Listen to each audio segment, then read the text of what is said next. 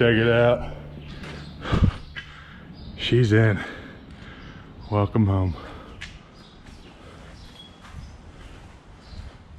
Not just one, but two vintage Power Wagons.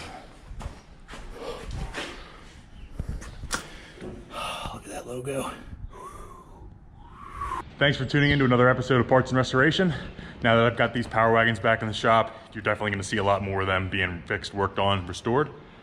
Be sure to follow along on Instagram at Parts and Restoration. Check out my side venture with my two buddies, James and Evan, the Rustoration Podcast. You can find us on Spotify, Apple Podcasts, Google Podcasts, anywhere online really at this point.